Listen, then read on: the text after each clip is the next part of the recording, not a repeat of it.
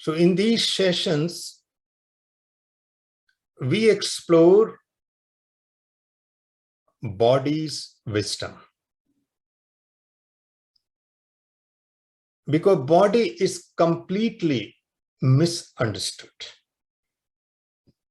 We think body is only this physical frame, a brain, a nervous system, cardiovascular system, lungs, liver, so on and so forth. But actually, body itself is a completeness. And it has three components. The first component, of course, is physical system, and medical science deals with it. And that system helps us to live in this world. Because without that, we won't able to function in the world. Absolutely vital. The second component of the body is its intelligence. And how that intelligence manifests? It manifests as emotions, feelings, and some thoughts. So if you really go into primary emotions, primary feelings, and fundamental thoughts, they are the part of the body's intelligence, and they protect the body and helps in its longer survival. So for example, fear, there is a biological fear and there is a psychological fear. What is the function of the biological fear? To protect this body. So you are walking the street and suddenly you hear sound of the car. What happens? Before even you think, you get out of the way of the car. Protective. That is inherent in the body, and we share it with all life forms. Of course, there are emotions and feelings and thoughts which come from our society and culture. We call social emotions: gratitude, empathy, pride, jealousy, envy, and so on and so forth. But they come from outside. Guilt is a very big one. But this one is the part of body's intelligence. And the third component of the body, and perhaps most important, because that truly brings us complete fulfillment in life. An absolute liberation, a total freedom, and that is life energy in the body. And that life energy keeps body's intelligence and physical frame alive. Without that, this body will die and body's intelligence will die. And that life energy is the part of universal energy. And we share it with all living and non-living beings. So this body's wisdom is very simple, very direct, very biological. If we connect to it, not only we achieve physical health, physical vitality and well-being, actually we come to a complete fulfillment. And nothing else is needed. But of course, we can believe in anything. We can believe in God and goddesses and spirit and soul, because we keep on discussing various levels of consciousness. Nothing is needed, but still we can believe if it is dear to our heart. But for body's wisdom, nothing is needed. So even an atheist who doesn't believe in anything cannot deny it. So our Richard Dawkins is a genetist, a very prominent scientist from UK. He could deny everything. In fact, he wrote a book, God Delusion. Perfectly okay. But he cannot deny this Shakti, this force, this life energy. So we may have our own belief system and they are clashing on one thing. We can never clash, never be in conflict. We never can kill each other. And that is for this body, because we share it all. And when we come to the full realization, full experience of this life energy, we call that state Purnata. Purnata. Purnata means completeness, fullness. And it is very physical again. It is not metaphysical. Your body feels as if it is filled with energy, very biological. And when everything is filled from inside, there is no space for anything. Because now we are filled with this Shakti, totally.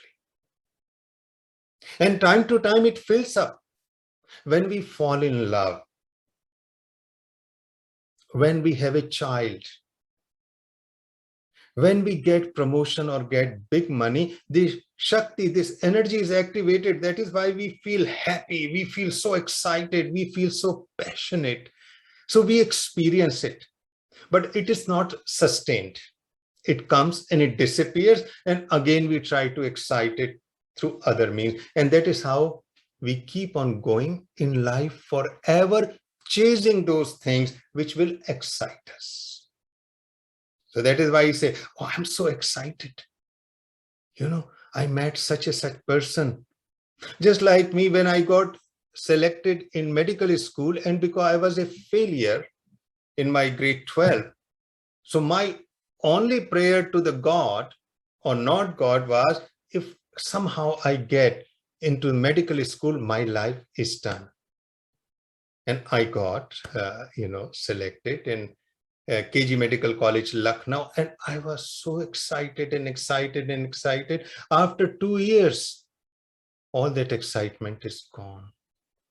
Because then I realized a life of a doctor was like any other pattern. I said, no, this is not enough. That is what we talk in these forums. Whole of our teachings are focused on body's wisdom, coming to that completeness, fulfillment, purnata. But today we are going to explore the problem of fear of death. And if you look at any human problem, it is the fear of dying. We are the only species which is aware that we are going to die one day. No other species is aware of it. Dogs, cat, even chimpanzees, they can project into future somewhat, but not like us. And also I want to make it clear that it is not the fear of physical death. It is the fear of the mind, my consciousness, my ego, myself. That is the main fear. Fear is not of physical death. So when a suicide bomber kills himself or herself, what he or she must be thinking? Dying physically is not a problem. It happened recently. What that person is projecting, that when my physical body die, I will live in a paradise, in a heaven, where everything will be with me. That is why suicide bombing happens. That is why we create a cyber world. People think cyber world, cyber space is a recent phenomena. Absolutely not. When the first human being was born on Earth, cyber space came with that human being. But initially, our cyber space was filled with gods, goddesses, spirits, ancestors, all kinds of symbols. It was always there.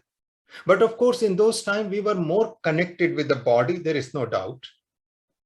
Because what happened in these last 70,000 years, 70,000 years ago, all evidence are there that human beings develop cognitive capacity to think and reason.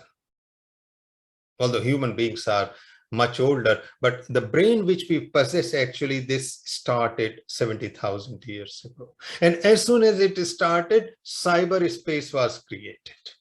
But that cyberspace was more connected with the body, with the surrounding world. But now our cyberspace is disconnected more and more from the body. But why?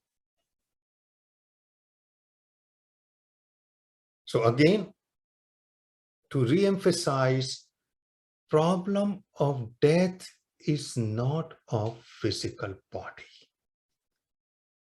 Problem of death is the mind, self, ego, my own image. And through that image, I live in the world. And I cannot accept. If I know somewhere in future I will exist 100%, I won't fear death. If somebody can give me a guarantee, listen, don't worry, you will be 100% there, that fear will come to an end. And that is how actually fear of death comes to an end. How? When we experience something which is beyond death. And what is beyond death are two fundamental elements. Number one is life energy, and number two is consciousness. Consciousness. These are elemental. And once we experience them fully, personally, we cannot fear death. And that is how actually we die. But I will come to that later. But let me explore how it all starts in our life and how it creates so much complicated world around us.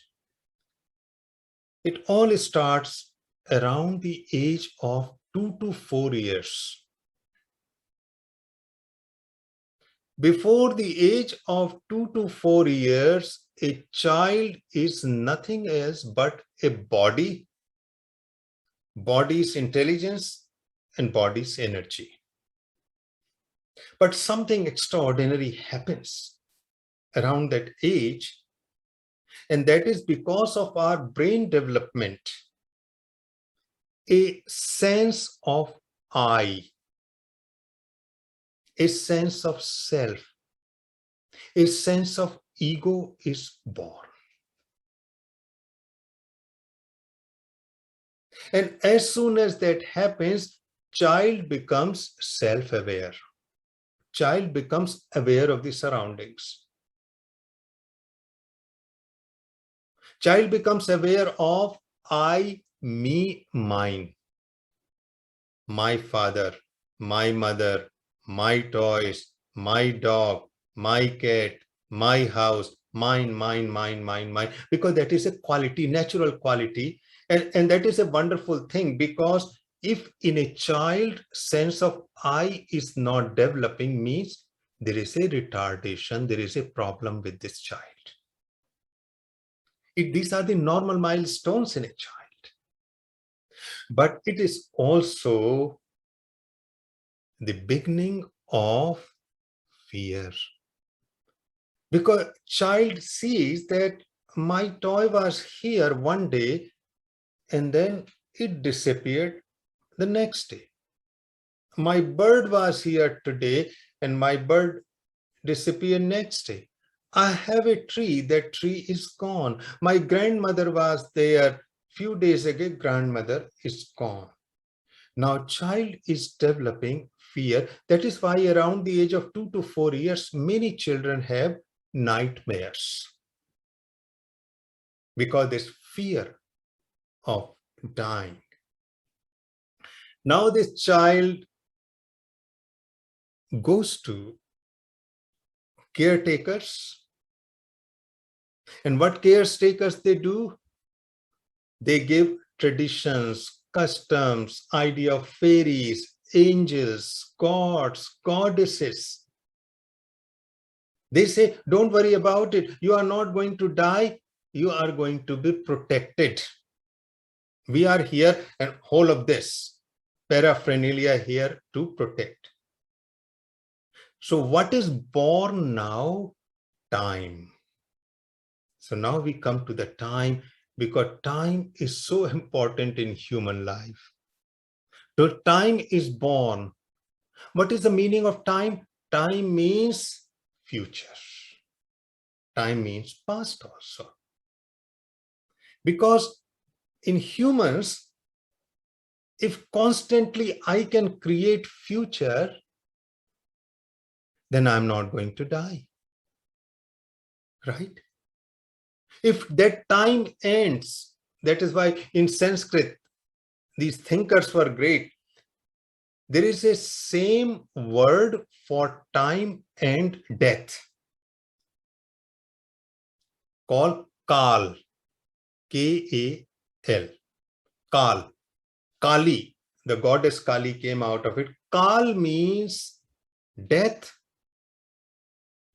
Kal means time. So what happens if time stops? Then I'm going to die. If time doesn't stop, I'm not going to die. I'm going to live forever, for millions and trillions of years. That is how time is created in human world. So we create this cyber space based on our upbringing, reincarnation, rebirth, spirit world, God, goddesses, angels, ancestor, endless future, science. Why we create future? Because life is flowing in this moment, here and now, not in future. But people work for 50, 60 years to live in some wonderful place in future. But after retirement, there is a pain all over. They can't walk properly. Now they have a heart problem. Now the cancer is developing. But still they wanted to create the future. Why they wanted to create future? Because that relieves them from the fear of dying. So that is the origin of psychological time.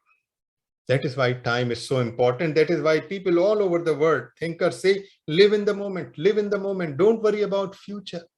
They don't understand. It is so difficult. So what we create is intersubjective world, a cyberspace, all of us. And that cyberspace we share. So that is why we become a Hindu, we become a Christian, we become a Muslim, we become Jewish, or we become atheist. It doesn't matter. So we create, the term intersubjective is given by Harari, Yuval Harari. He's a writer and he wrote a very beautiful book, Homo Deus, human gods. And he gave the term that actually we create this very complicated world, cyber world. That is why a lot of sages say this world is an illusion. Why they say it is Maya, illusion? Because actually this is a created world. It truly doesn't exist, but still it can influence us. And the beauty of intersubjective world is we share. Not all of us, we share. So as a Hindu, for me means any Hindu, Shiva is a fact. You take a Christian, they will say there is no Shiva. But for Christian, a celestial Jesus or a God is a fact, or angel Gabriel is a fact. So you go to different cultures, different religions, we create this cyberspace which we share, and we think this is true. And for that cyberspace, for those beliefs, for that culture, we will kill ourselves and kill each other. But it is nowhere to be found. It is simply a belief system which I share with someone.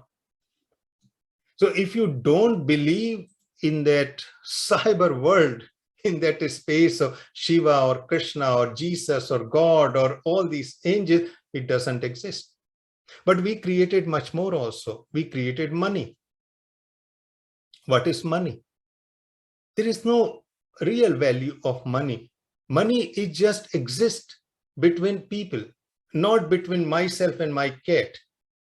I put these green, wonderful US dollar bill in front of the cat. Cat actually doesn't like it, just to move away. It has no value in nature.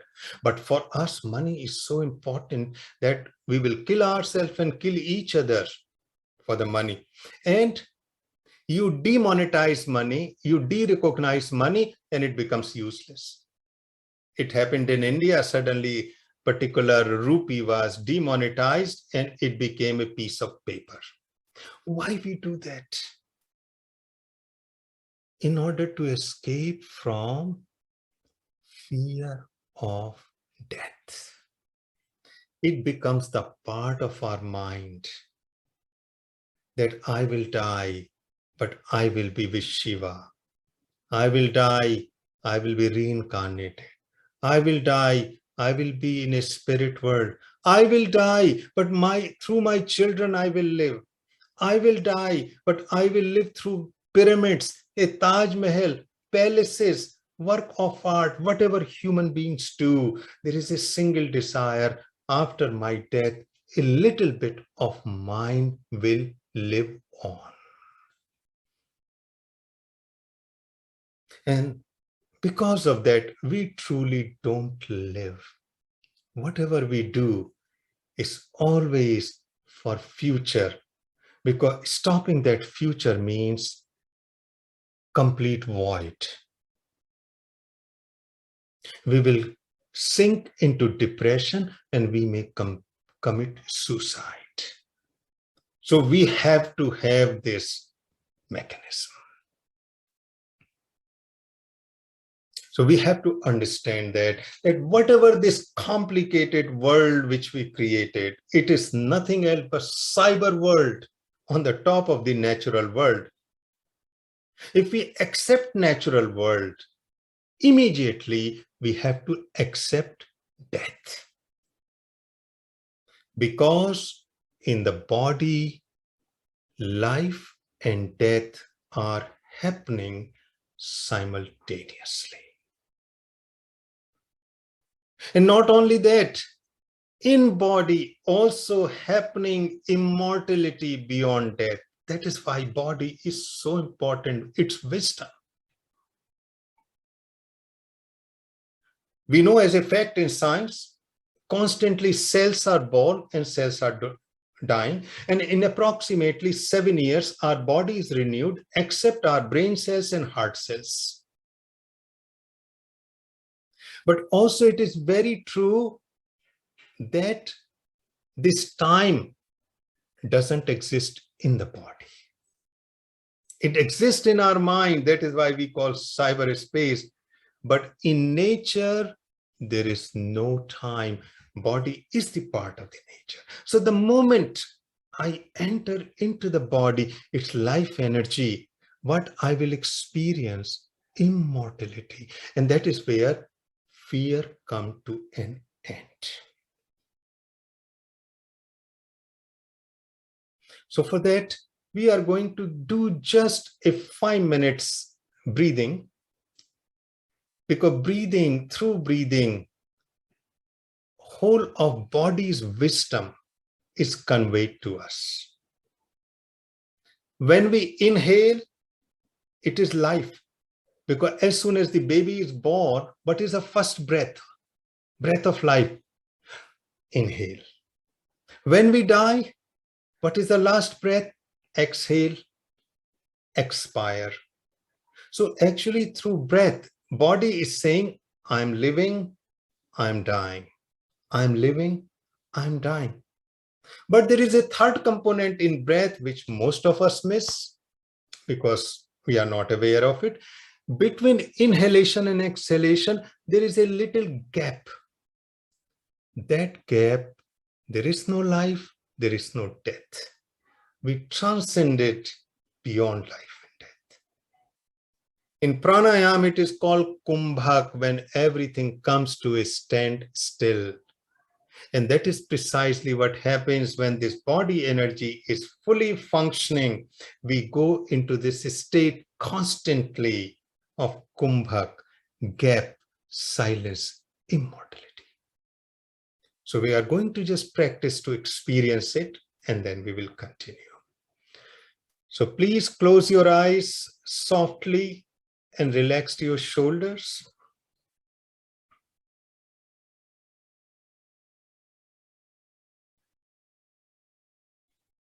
And now bring your focus to your breath.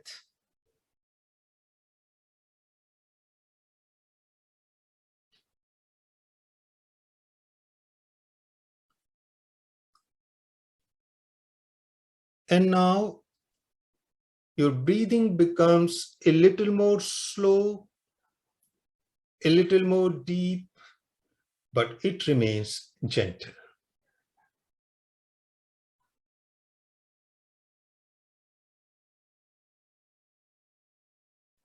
Slow, deep, and gentle breathing.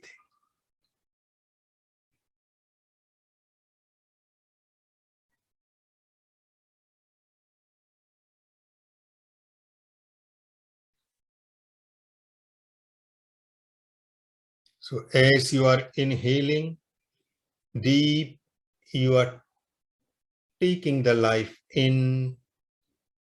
As you are exhaling, you are taking the life out, dying. The process of living and dying, living and dying in this body.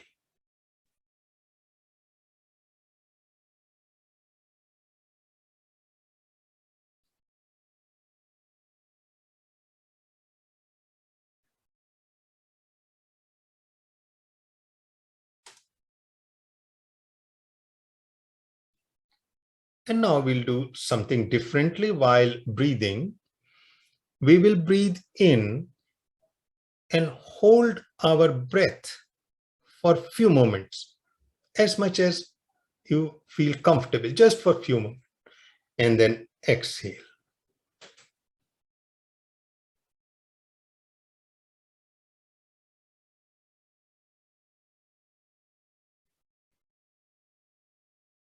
So now your focus will be on that time period when you are holding the breath.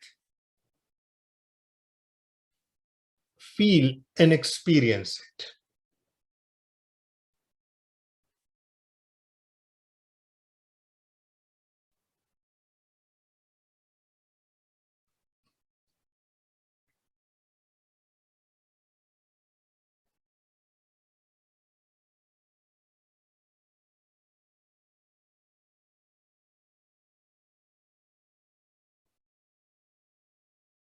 Inhaling, holding, exhaling.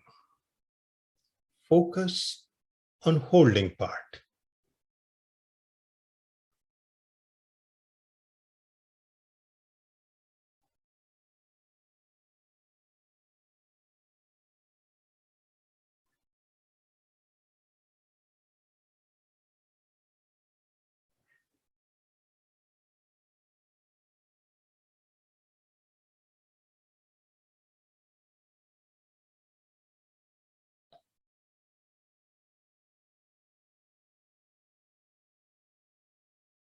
And then breathing becomes normal.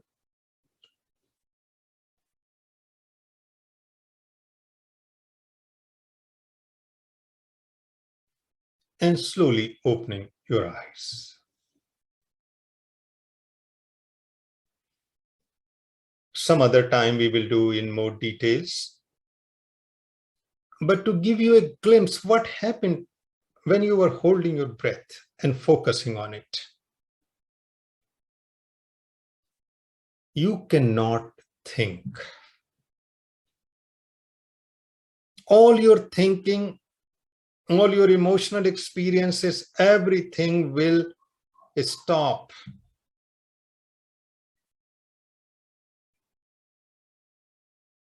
All that cyber world, all that world of the mind and emotions and thoughts come to a complete end.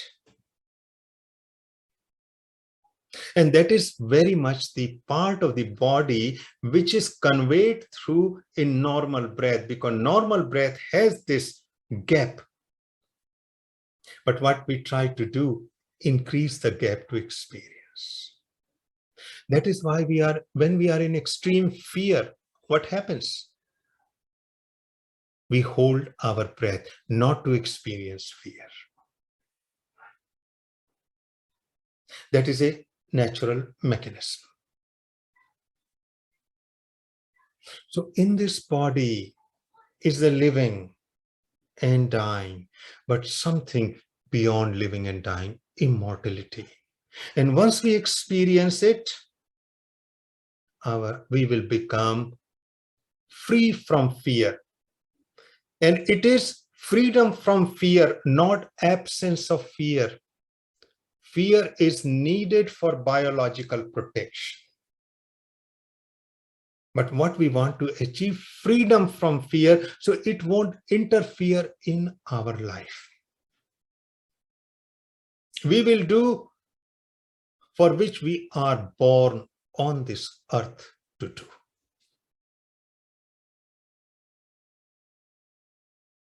And that is what precisely happens at the time of death. There was a small study done in New York by an Indian internist. He first time showed a dying brain is a very peaceful, beautiful brain. Very special waves called gamma waves are emitting, and gamma waves are the waves of complete coherence, not of chaos. And a very big study was done, but not on humans, but on rats. They injected a solution in the heart to stop the heart, And after that, as soon as the heart stopped, there were gamma waves were emitting from the brain. That was the first proof. The moment at the time of death, all this cyber world, all this thinking, accumulated memories, our mind disappears. What is left? This fully functional body and the brain.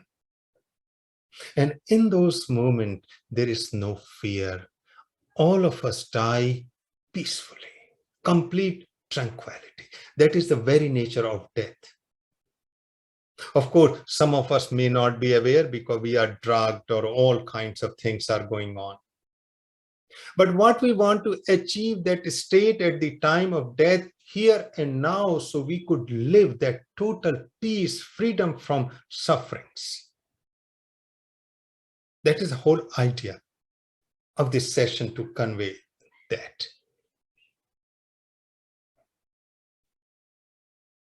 This whole world of the mind has to come to an end. And that doesn't mean condemnation of the word, rejection of the word. No. But just to experience that this world is my psychological world, my cyber world. And there is a something else which is immortal, where time disappears. Because that will bring us freedom from fear of dying. But I'm going to affirm this ordinary world again. I'm never going to say, reject, condemn, leave. No, it is up to us, whatever we believe in. How to do that? I'm not able to elaborate it fully because we don't have that kind of time. But how to do this? One fundamental fact we have to remember: all things which are assembled or compound, they are born in time, they are going to die in time. Assemble means a plant is an assembled, millions and trillions of cells and leaves and flowers. It is a compound thing. Our human body is the same. Animals are the same. Or if you create any design, what will happen to that design? Ultimately, it will decay, it will rust, it will come to an end. So fundamentally, we have to understand this fact. All things which are complex, compound, because of bringing many things together, they are only born in time and they are going to die in time. So there is something created here, it flows, and then eventually it is going to be dismantled, it will going to die. So that is clearly is going to happen. But if something which is elemental, fundamental, basic, is neither born in time nor going to die in time, because it is so elemental that it already existed, it is always going to exist. And what are those two elemental things in our life? Number one is life energy. Life energy is elemental. You cannot reduce life energy to further anything. This is last. That is why Indian sages talked about Om. Om is a vibration, but they called it primal vibration. Anahat. Anahat means which is not produced by striking any object. Because whatever vibration and sound we produce, that is a result of striking. I'm speaking, my vocal cords are striking with the air. I clapped, vibration was produced. They said Om or Amen is the elemental vibration because it was never produced. It is uncreated. It was always there. So, and what Om represents, actually it is about life energy, fundamental vibration of life. So either I can access that, then I will experience that, and then I will become free. Or if I become or experience pure consciousness. And that is what is the route taken by most people. Because if my conscious is free from all thoughts, emotions, and memories, it will be infinite, boundless, limitless, eternal, timeless consciousness. So I experience that, called nirvana, moksha, samadhi. If you go into it, they always talk about pure consciousness. But that route is way more complex, very complicated. Because we created in this consciousness so many content, so many religions, so many scriptures, so many paths. It's a chaos. And we don't, so we have to take the help of a specialist, some guru, some commentary, keep on reading forever. Meanwhile, this book of life is right here in me with its life energy. And the beauty of this life energy is so easily accessible. So we can choose two elements, element of life energy, element of consciousness. Why life energy? This living entity is always with me, always accessible. Whenever I want,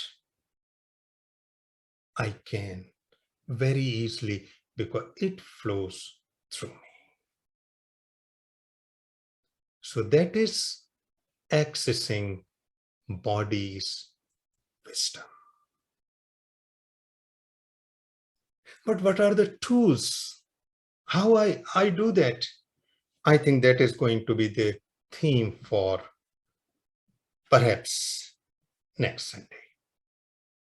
How to enter into this life energy, reach full energy, fullness, purnata, beyond time, timelessness, a moment of experience, and we are becoming free. But that doesn't mean rejecting anything of the world.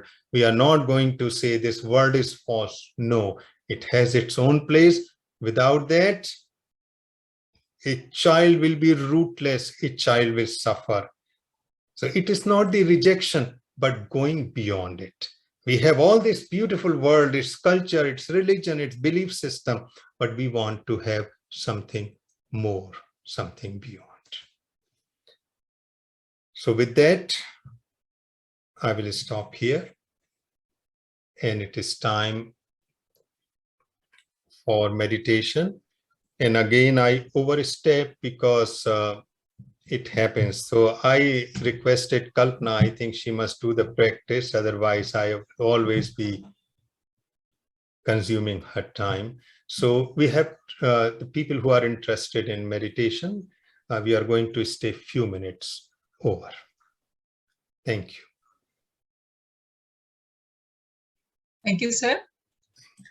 Good morning, good afternoon, good evening, friends.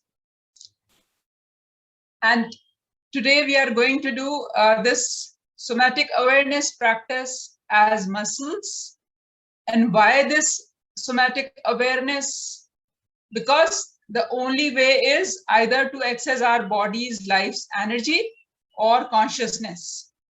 So how we can access our body's life energy? Being aware of our body. We do so many activities since we wake up in the morning. We make a cup of tea or coffee, pour it, sip it, and the life goes on. But seldom are we aware of changes in our muscles from one action to other. Do you all agree with me? So this practice will help us to develop our interoception. What is interoception? knowing our body, identifying the physiological changes that signal mood changes or bodily self-regulation needs.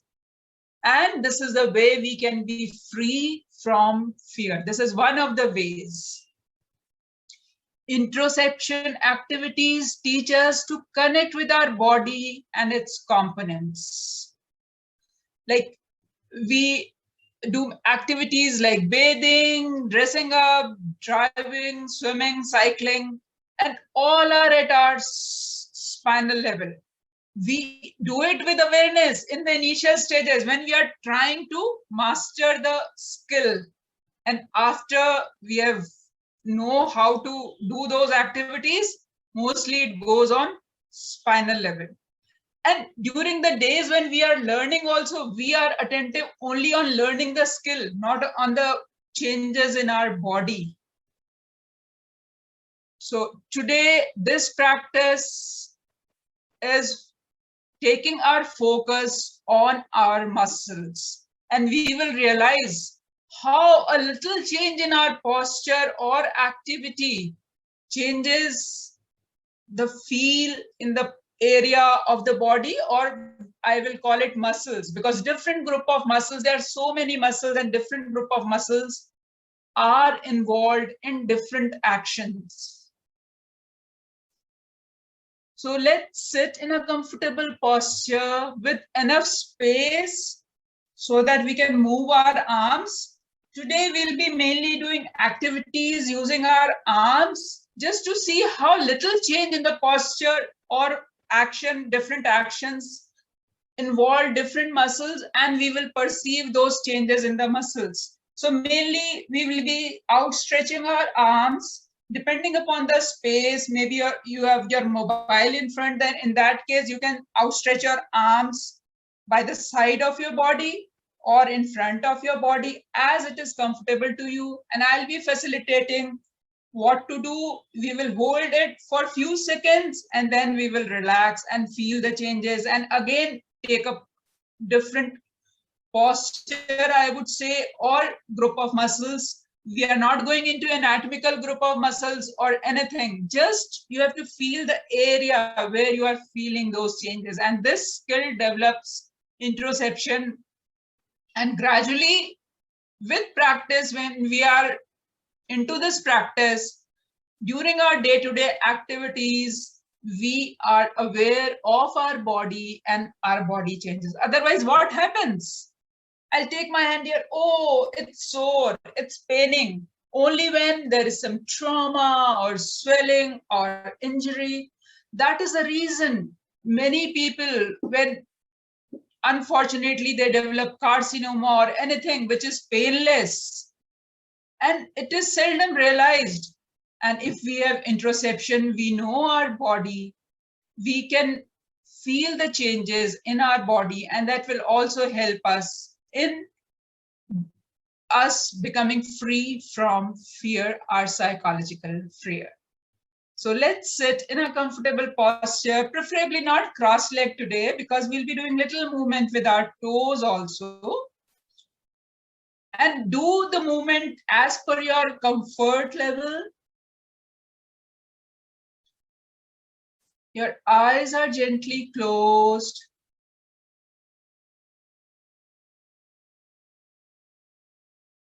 Your hands are kept in your lap or on your knees or thighs.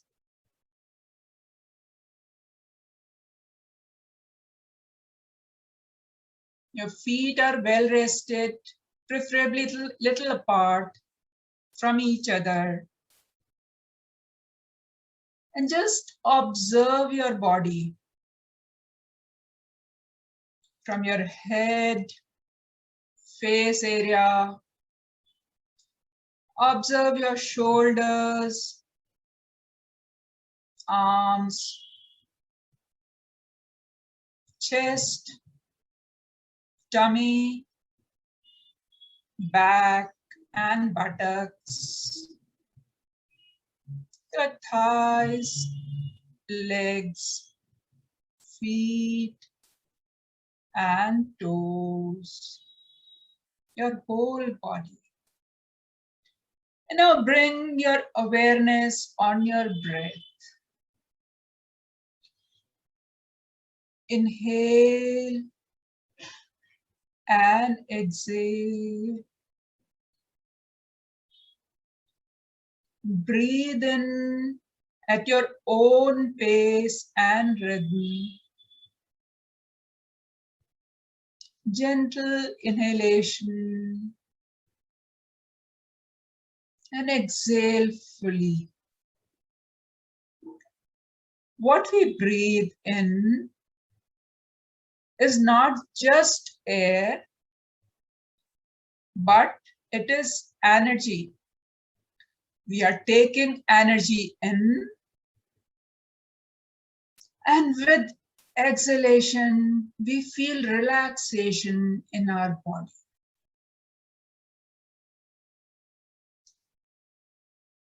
Inhale and exhale. Observe where your breath is entering at the openings of your nose, and where is it coming out from?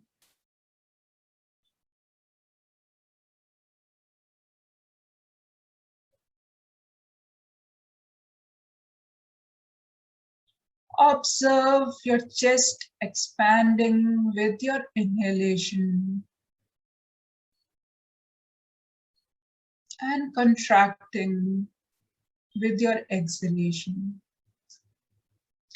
You are breathing at your own pace and rhythm. Just observe your breath. No need to alter or interfere with your breath. And now, bring your both arms in front of you. And as I told you, if it is not possible to bring your arms in front, you can do that by the side of your body. So your arms are in front of you, stretched, both arms parallel to each other. And now take your palms so that palms are facing away from you towards the wall. The back side of your hand is facing your face and palms are facing towards the wall of the room you are sitting in. Your fingers are pointed upwards towards the sky or ceiling. Hold this. Your awareness is on your breath.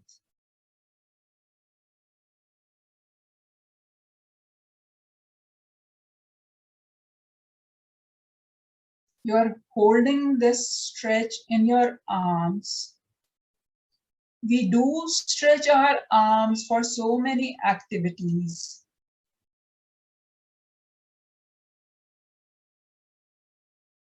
From cooking, eating, swimming, diving, cycling. And now we are just stretching, and now you can relax your arms. Put your hands back into your lap or on your knees. And with closed eyes, observe the stretch. Which area of your body did you feel the stretch or changes?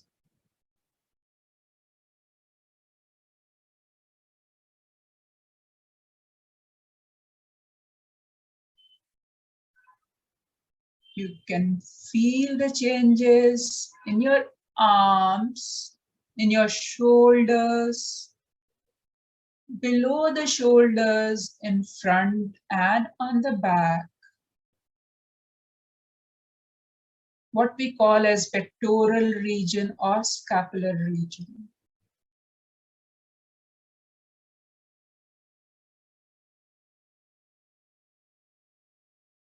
Experience the changes you felt, maybe a stretch And now as relaxation,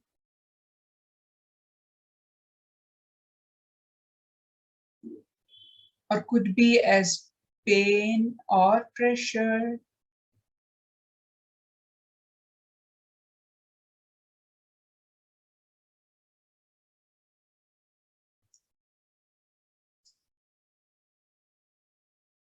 Inhale and exhale fully. And now again, stretch your arms, but this time your fingers are pointing towards the floor. Your arms are stretched in front of your body, both arms almost parallel to each other. Palms are away from you and fingers are pointing down towards the floor.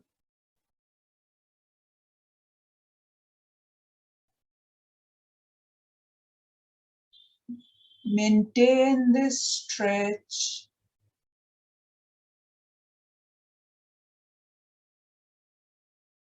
Feel the area.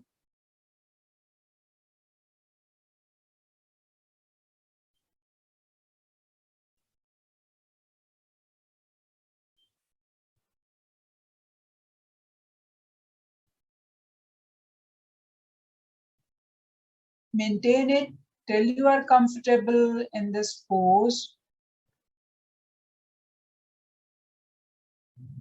And now relax. Bring your hands back in relaxed state in your lap or on your thighs.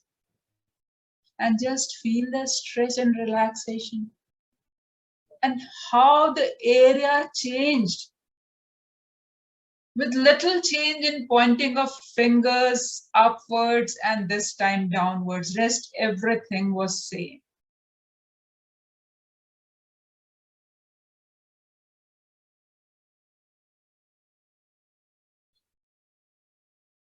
When I am not speaking, so that you can feel that stretch and relaxation, the area involved in your activity, muscles changes with little change in our action.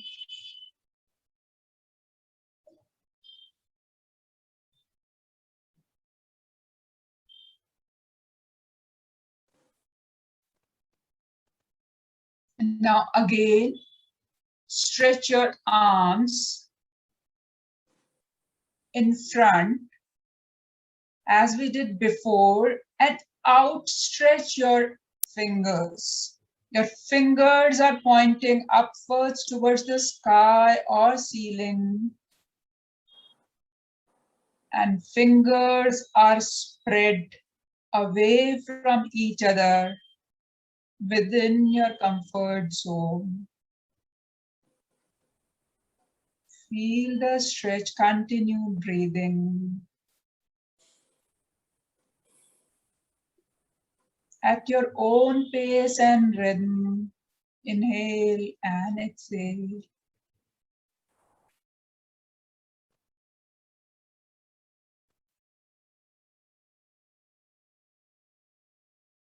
Feel the stretch.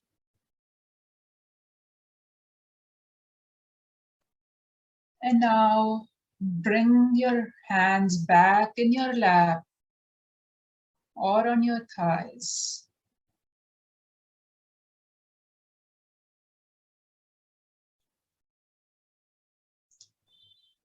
Experience how the area and the intensity of stretch and relaxation changes with little change.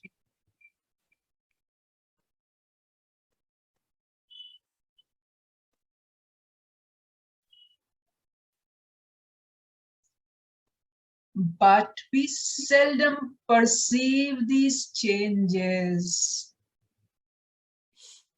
when we are performing activities in our routine.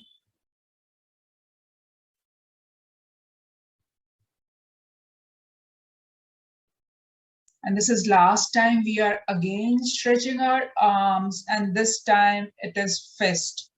And you can keep your fist the way you want it, as it is comfortable to you, but maintain that for about 20 seconds. With your eyes closed, your arms are stretched, and it is a tight fist.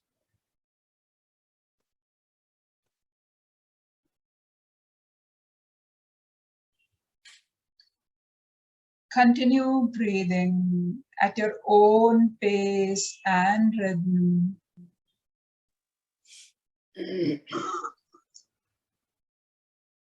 Please mute your mic, Janet. Thank you.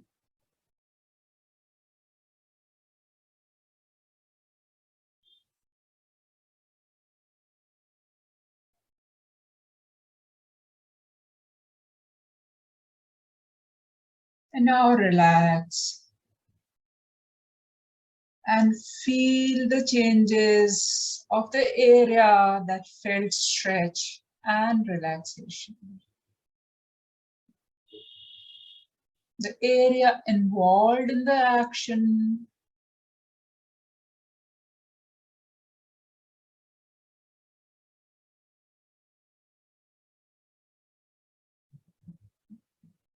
You may feel changes as stretch, relaxation. Some other sensations may be tingling, little pain, pressure, discomfort, maybe moistness or dryness.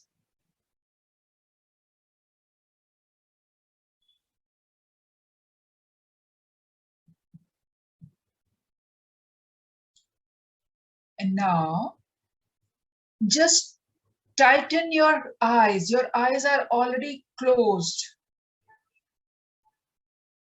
Close them maximum and feel that in your eyes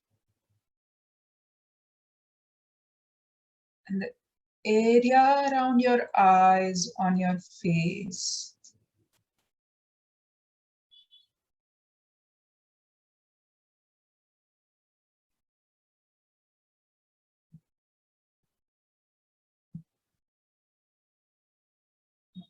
Breathe at your own pace and rhythm with your eyes tightly closed.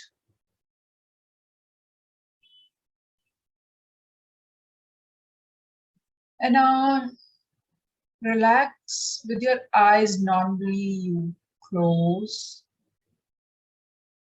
and feel the relaxation and the contraction you felt when you closed your eyes very tightly.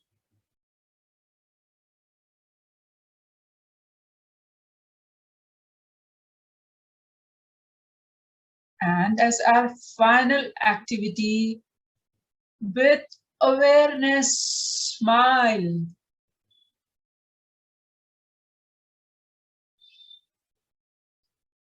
Give a big smile as you give when somebody clicks a pose, a picture of you.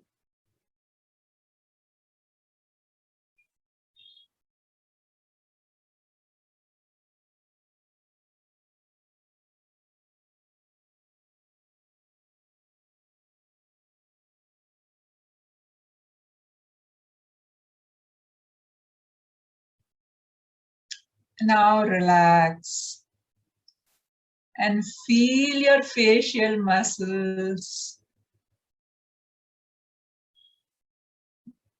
stretch, relaxation, tingling, twitching, or any other changes.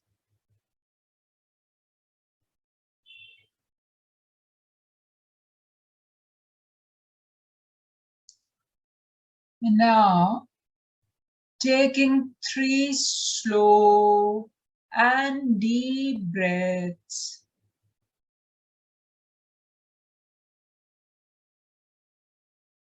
Becoming aware of your body and the space around you. You may open your eyes when you feel like it.